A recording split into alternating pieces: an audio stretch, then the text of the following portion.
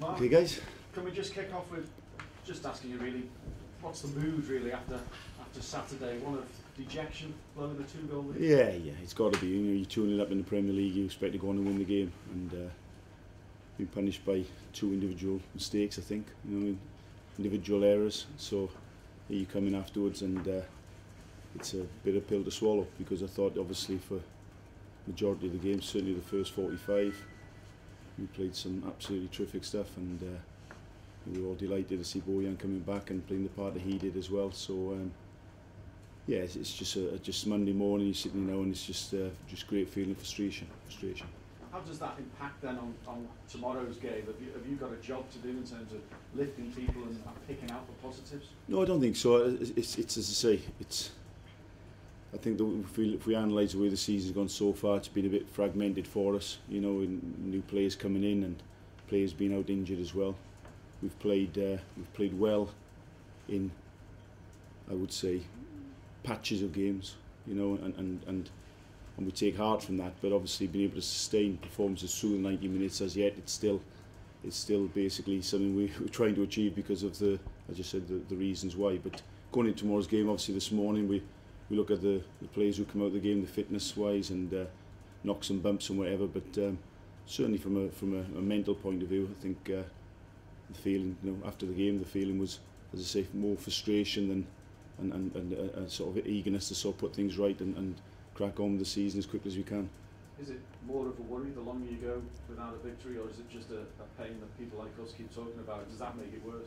Well, not really. I think, listen, you'd be stupid not to have a concern about it. Of course, you've got to, we've got to win Premier League games and we've got to get points on the board. But I think as a management group, we've been in situations like this before. We were slow starters the last 2 years at the club, so we know we've got in the dressing room the qualities we got as a group and as a staff. And the sooner we get points on the board, the better. But there's a realisation amongst everybody that we're a decent side and decent group. How do you approach this one tomorrow then, in terms of attitude and the feeling of the fans towards the competition, and fans want to see clubs win trophies? Yeah, and I think we had a bit of an awakener, if you like. Reminder of the first round we played against Luton. We went down there. Did we approach it wrong? I don't think we actually approached it on the build-up to the game, but maybe on the night, we possibly thought it might have been a little easier than it was, and nearly caught a cold because of it. So hopefully that'll be, that'll be in the players' heads going into tomorrow, because it'll be Fulham's never been an easy place to go.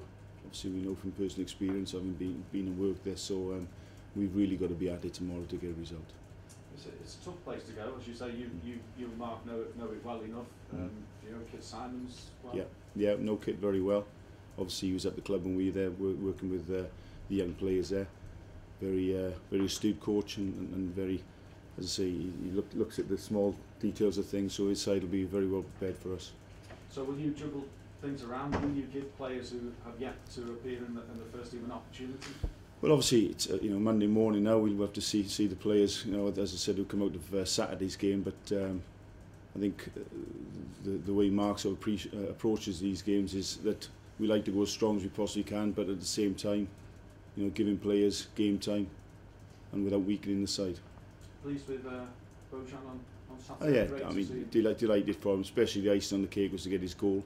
He's been what I would call, he's been fit, possibly match fit for a few weeks, but that real sharpness that I think everybody saw when he took his goal to make that run and darting behind, never mind the finish, which was cool and collected. It was, not a lot of players would be able to see the run and the space behind, and that's what he gives us, and it's obviously it bodes well for the future. We're delighted for him, obviously, because he's worked really hard.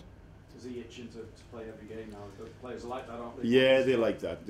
Of course, he spent a lot of time out, and he'll be wanting to kick every ball and play every minute. But obviously, we still got to be mindful of, at this stage I haven't spoken to him this morning or seen him this morning, but coming out of his first Premier League start, no doubt he'll have aches and pains and soreness this morning. We'll just have to assess him as he goes for tomorrow.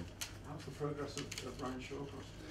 Ryan, he's coming on fine in terms of light walking, light jogging, and stride outs as well. He hasn't done any ball work. He certainly hasn't been working with the group yet. That'll put in the weeks to come. But spoke to him recently. He's had some stiffness and soreness. He's had, I think it's fair to say, he's had some down days. Meaning he's just when he thinks he's really back and flying, and he'll have a day where it's really sore with him, and he has to take a step back. But I know he did a good body of work last week in terms of his running and his fitness work. So I think at this stage, it's just leaving him with the rehabilitation guys and then monitoring closely. Just finally from me, if you don't win tomorrow, are you mindful of the pressure that might be on the game on Saturday when Bournemouth? Not in regards to going on from tomorrow. We're mindful of the pressure comes that we've put on ourselves through not getting wins. So it's individual games, you take them as you can, but it won't. I don't think it'll add or take away any pressure than we feel for winning at home in front of our own fans next week. Thanks very much. All right. Mark, you said he felt a few decisions didn't perhaps go Stoke's way at the weekend. Is that just the way things are going?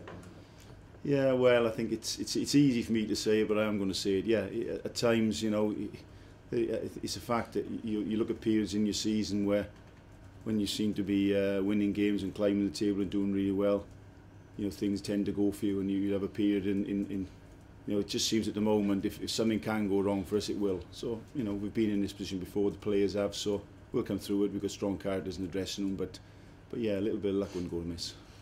The only point, obviously, the weekend, Leicester got that penalty in the second half. There was a bit of discussion as to whether it was in or out of the area. What were your thoughts on that? I think there's no doubt his foot was outside the penalty area, but personal point of view is you can't blame linesmen and referees for that. It was a rash period of play that Marco Arnautovic, he apologised afterwards. He switched off for 2 seconds where Drinkwater got in behind him, and then let's just say the way he ran back and tried to rectify his mistake was a winger's way of defending, let's put it in a nice way. There's obviously going to be positive you can take from the weekend though, and to get yourself in that position where you're 2-0 up is a good sign. Is the fact that you can hold onto it, obviously, is the bad side of that. But to get yourself into a 2-0 lead against a team or a good one like Leicester is, I guess, costing. Yeah, there's no. I think people who watch sometimes, and again we've all been watching football for years. It's sometimes you look at teams and if they look devoid of confidence, then you're watching them and you actually look and think, well, they're not even creating chances, and the whole team looks down. I didn't see anywhere near that with our boys Saturday.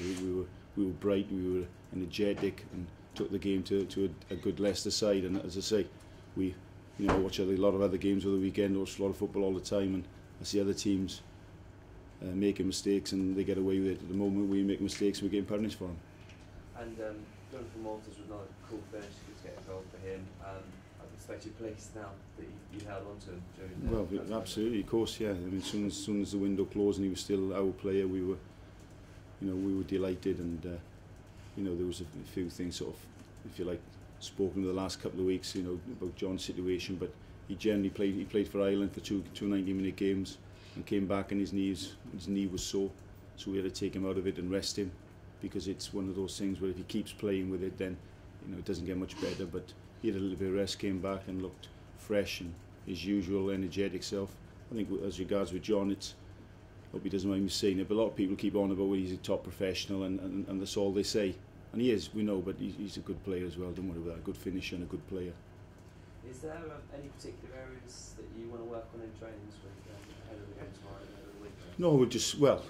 No, no things that we don't usually work on. We'll be mindful of our shape out of possession, and we've got to defend a bit better. We've got to start looking at clean sheets now. Not that we haven't in the past, but it does, I think, focus the mind a bit that we've got to start trying to get some clean sheets as well. There's no doubt we've missed Ryan Shawcross. Our captain has not been with us from the start of the season, but and hopefully that'll rectify itself in the coming weeks. But it doesn't stop us working on the things that we think we can improve on the side.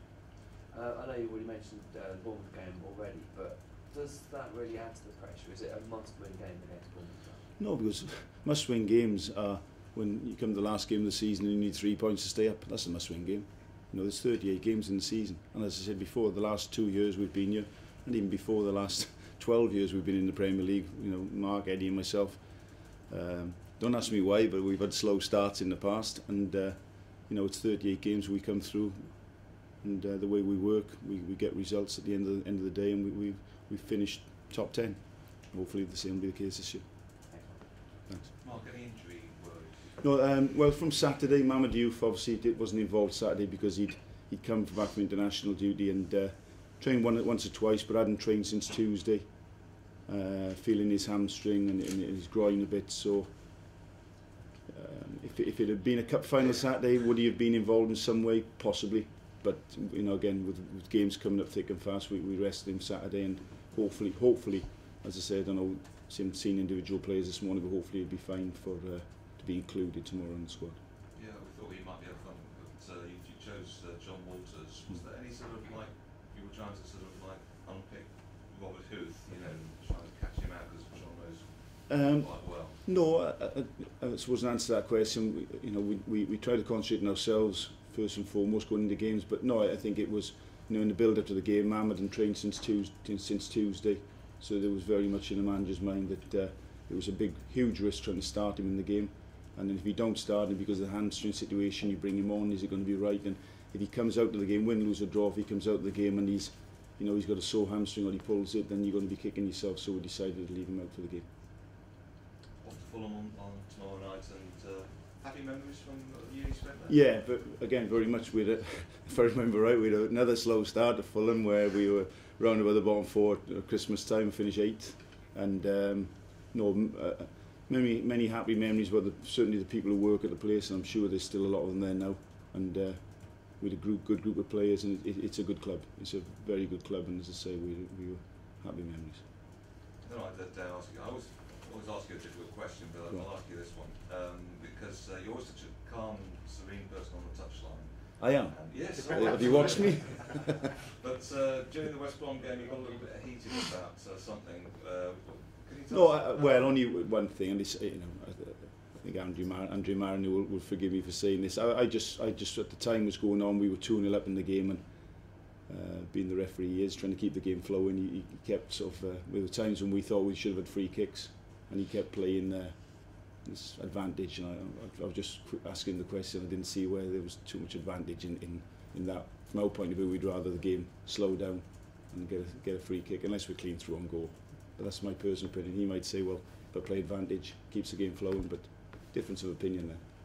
And the obvious question about cup games, so you've got to be shuffling the pack. Will there be a... No, as I said, I would imagine that there'll be 1 or 2 new faces coming in, fresh players coming in, fresh faces coming in. But at the same time, you know, I think Mark, through his playing career and management career, he tries to go as strong as possible for every single cup game he plays, because we realise the importance of it. The crowd, the supporters here are desperate for a good cup run, so that's hopefully what we'll give them. Mark, just one more on, you said before, we've all been watching football for years. You've been involved in football for years, much closer than we have, and you've seen how it's changed. What do you make of this situation with Diego Costa and Gabriel and those little spats on the field now? I think they've always been there. I don't think that's changed. They've always been there, but because of the scrutiny of the TV cameras now, nothing goes amiss. Well, most things don't go amiss. You know, there's still 1 or 2 that we've had this season, but no. So they'll always happen in the game, but I think it's, call it professionalism. I wouldn't mind having a Diego Costa in our squad. Put it that way. Well, Mark Hughes was a prime example. Your boss used to love a battle on the pitch. Yeah. I think that used to be, it's a cliche if you like, but everybody used to say first and foremost you have to win the battle. I don't think it's changed too much now. You know, you get a lot of talented players coming into the Premier League from foreign countries, if you like, and I think for me the biggest thing is they got to understand very quickly that it's, for all the talent you've got in the world, you have to work hard, you have to desire, you've got to battle and fight your corner, and then if you've got talent on top of that, that's what will get you results. You've got to do it a bit differently now, though, haven't you? Yeah, well, yeah, with one eye on the cameras and the referees and the linesmen, I suppose. So yeah. Thanks Mark, very much. Mark, is Afellay back in? Afellay is available, yes. Yeah, we appealed his red card and he only got 2 games instead of the 3. Right, so good thing to be back in. Yeah. A bit of a stop start. Yeah, he's available for us tomorrow, mate. Yeah. Charlie's got another game. And Charlie's got 1 more. Right, Yeah. thank you. Okay, guys. Thank you. Thanks, Mark. Cheers. Thanks for that. Good luck.